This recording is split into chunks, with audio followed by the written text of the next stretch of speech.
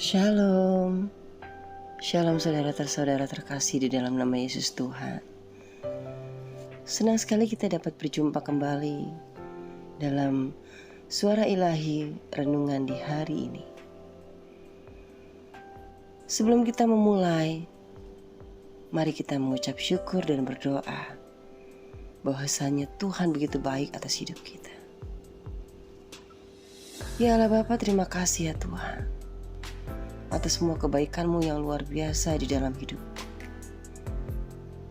Tuhan Yesus, terima kasih ya Tuhan, kalau pagi hari ini kami masih bisa bangun, masih bisa kembali Tuhan, merasakan nafas kami di dalam hidup kami. Terima kasih ya Tuhan, kami masih bisa melihat anak-anak kami tumbuh dengan sehat, masih bisa melihat pasangan kami, saudara-saudara kami dengan baik.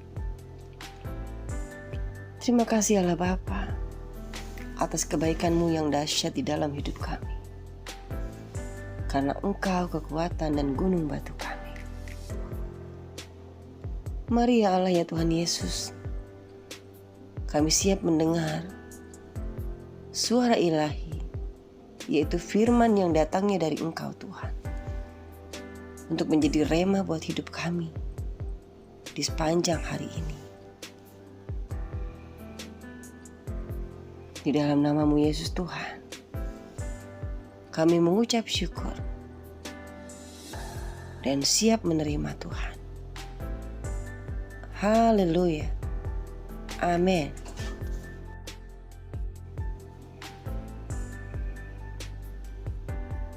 Mari saudara terkasih, kita buka firman Tuhan di dalam Roma 8 ayat 1 sampai dengan 17.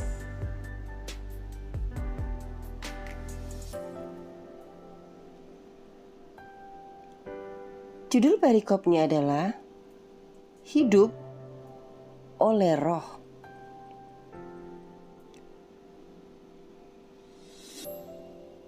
Demikianlah sekarang, tidak ada penghukuman bagi mereka yang ada di dalam Kristus Yesus.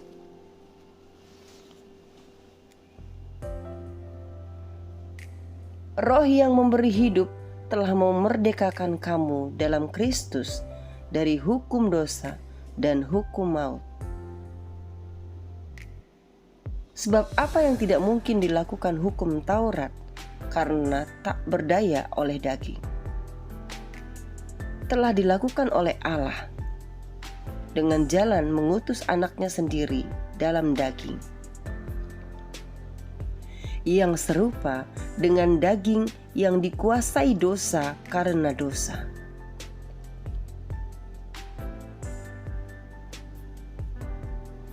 Ia telah menjatuhkan hukuman atas dosa di dalam daging, supaya tuntutan hukum Taurat digenapi di dalam kita,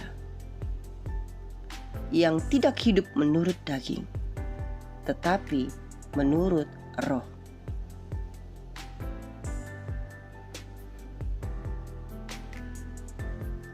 Sebab mereka yang hidup menurut daging memikirkan hal-hal yang dari daging.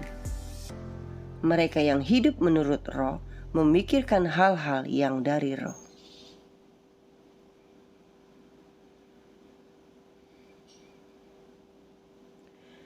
Karena keinginan daging adalah maut, tetapi keinginan Roh adalah hidup dan damai sejahtera. Sebab keinginan daging adalah perseteruan terhadap Allah, karena ia tidak takluk kepada hukum Allah.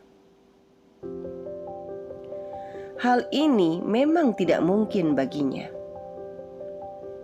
Mereka yang hidup dalam daging tidak mungkin berkenan kepada Allah.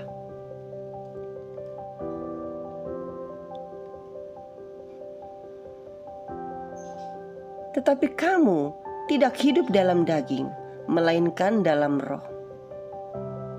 Jika memang Roh Allah diam di dalam kamu, Tetapi jika orang tidak memiliki roh Kristus, ia bukan milik Kristus. Tetapi jika Kristus ada di dalam kamu, maka tubuh memang mati karena dosa, tetapi roh adalah kehidupan oleh karena kebenaran. Dan jika roh Dia yang telah membangkitkan Yesus dari antara orang mati diam di dalam kamu, maka Ia yang telah membangkitkan Kristus Yesus dari antara orang mati akan menghidupkan juga tubuhmu yang fana itu oleh roh-Nya yang diam di dalam kamu.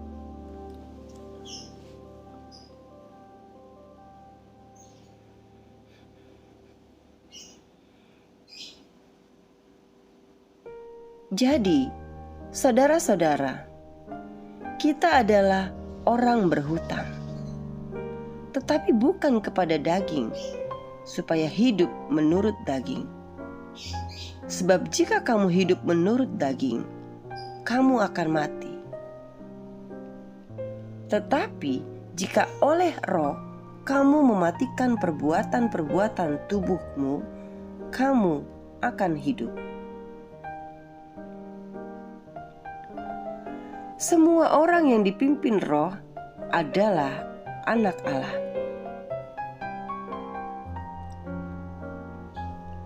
Sebab kamu tidak menerima roh perbudakan yang membuat kamu menjadi takut lagi. Tetapi kamu telah menerima roh yang menjadikan kamu anak Allah. Oleh roh itu kita berseru, "Ya Aba, ya Bapa." Roh itu bersaksi bersama-sama dengan roh kita bahwa kita adalah anak-anak Allah.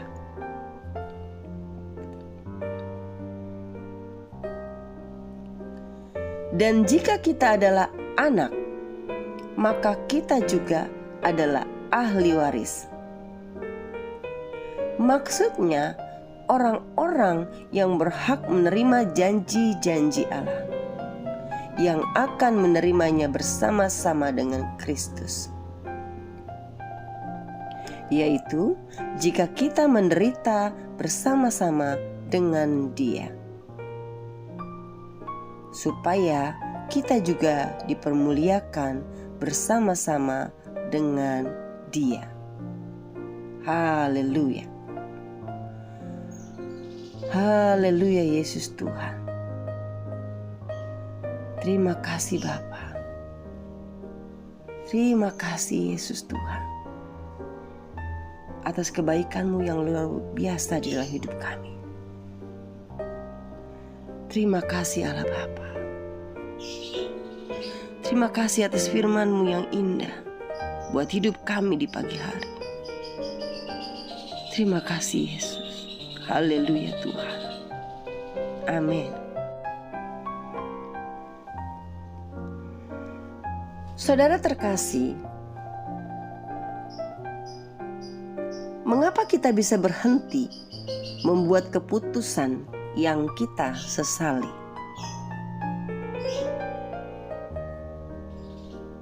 Mari saudara, pikirkan kembali keputusan yang telah Anda buat yang kini Anda sesali.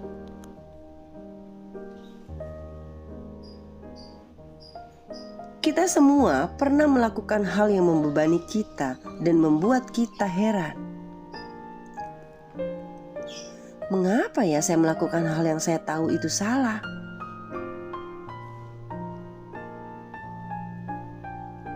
Saudaraku, ketahuilah, Rasul Paulus memahami seperti apa rasanya.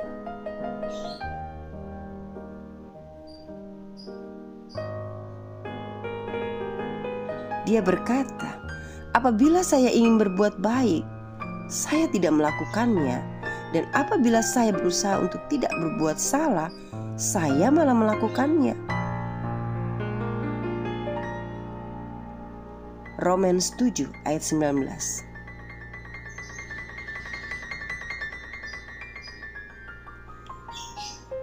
Rasul Paulus mendeskripsikannya sebagai pergumulan antara manusia lama dan manusia baru kita.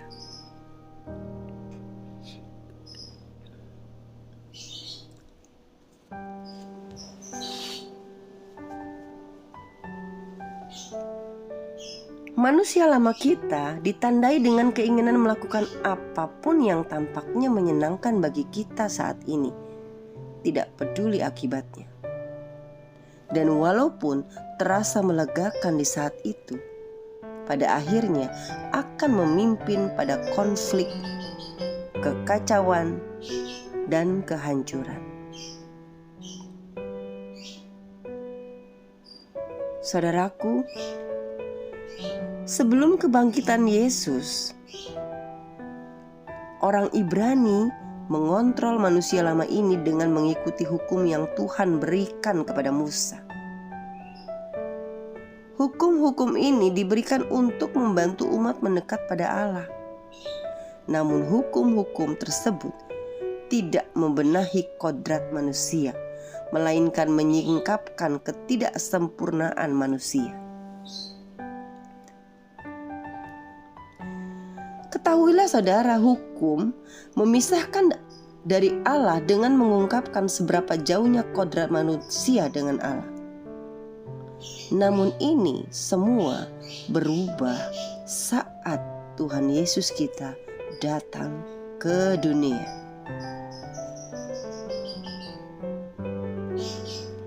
Kehidupan, kematian, dan kebangkitannya memenuhi aturan yang Tuhan tetapkan dalam hukum-Nya.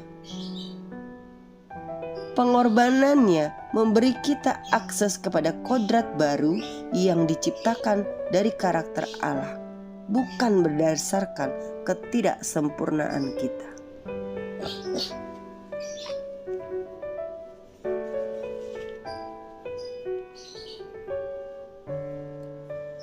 Kodrat ini tersedia bagi kita melalui Yesus. Oleh karena Yesus, dan ketika kita menerima kodrat baru tersebut, inilah yang terjadi. Saat Tuhan melihat kita, Ia melihat Yesus di dalam kita. Ia memampukan kita mengejar Allah dengan segenap hati, jiwa, pikiran, dan kekuatan kita tanpa takut kehilangan penerimaan atau kasih-Nya.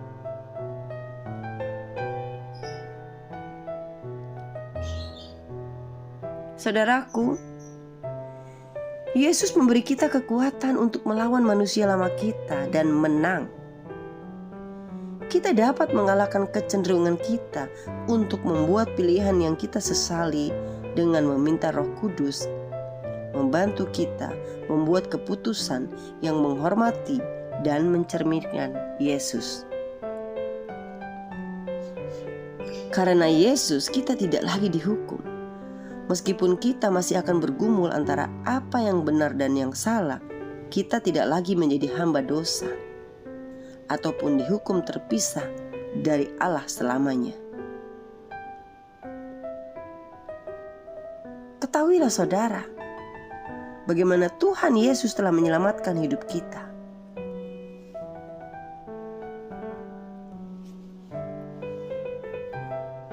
Di mana manusia lama kita telah mati dan manusia baru kita yang tinggal di dalam kita, yang akan bersama-sama dengan Dia menyelaraskan hidup Anda dan menyenangkan hati Tuhan tentunya.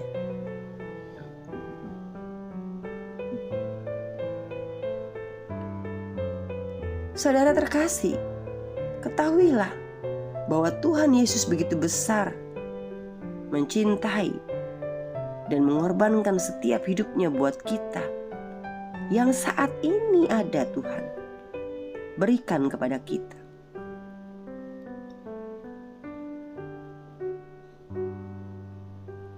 Tapi saudara, masih banyak orang yang menyia-nyiakan kebaikan Tuhan, perbuatan Tuhan, pengorbanan Tuhan dengan sia-sia. Bahkan orang tersebut adalah orang yang telah mengenal Tuhan Yesus, Ketahuilah saudara, Dia menangis melihat kita yang mengenalnya, namun dengan sengaja melukai hatinya.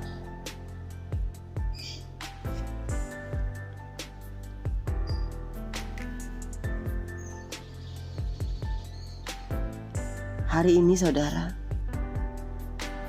izinkan Tuhan Yesus menunjukkan dari apakah Dia telah menyelamatkan Anda. Lalu ambil beberapa menit untuk bersyukur atas segala perbuatannya bagi Anda.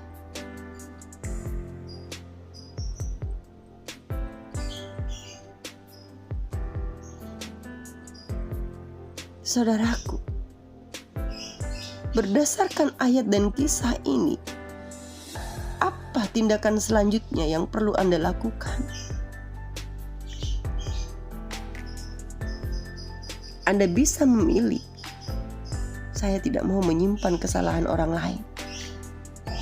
Atau Anda juga bisa memilih, saya perlu belajar memaafkan diri sendiri atas kesalahan di masa lalu saya. Atau Anda juga bisa berkata, saya perlu menyerahkan pada Yesus rasa malu dan bersalah yang saya rasakan karena tidak hidup dengan sempurna. Hal itu semua dapat Anda pilih. Selain itu, Anda juga bisa mungkin berpikir apa yang bisa Anda pilih. Yang mengerti Anda, percayalah, tahuilah, Anda sendiri dan Tuhan.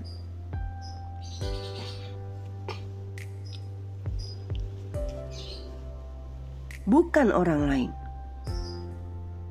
Mari kita berdoa. Tuhan, terima kasih ya Tuhan, telah mengirimkan putra-Mu sehingga aku dapat mengalami belas kasihan dan anugerah. Terima kasih telah menghapus masa laluku yang begitu kelam, yang Kau jadikan masa ini yang baik dan yang indah penuh harapan. Bapa yang baik, tolong aku Tuhan, agar aku dapat melihat diri sendiri sebagaimana Engkau melihat aku. Utuh, dikasihi, dan dikhususkan bagi kemuliaan-Mu. Bentuklah aku Tuhan. Bentuklah caraku berpikir dan dekatkan aku kepadamu Bapa. Karena itu adalah kerinduanku ya Tuhan. Tuhan, aku tidak mengenal diriku sendiri Tuhan. Dan yang lebih mengenal aku adalah Engkau Tuhan. Ya Allah, ajar aku mengenal diriku sendiri ya Tuhan. Tuhan, tolong Tuhan, ampuni aku Tuhan. Tuhan, tolong Tuhan, bimbing aku ya Bapa. Bimbing aku Tuhan, untuk menjadi manusia baru, bukan hanya sekedar menerima Engkau sebagai juru selamat, tetapi menjadi manusia baru yang mengenal diriku sendiri dan mengenal Engkau jauh lebih dalam dan menyenangkan hati-Mu.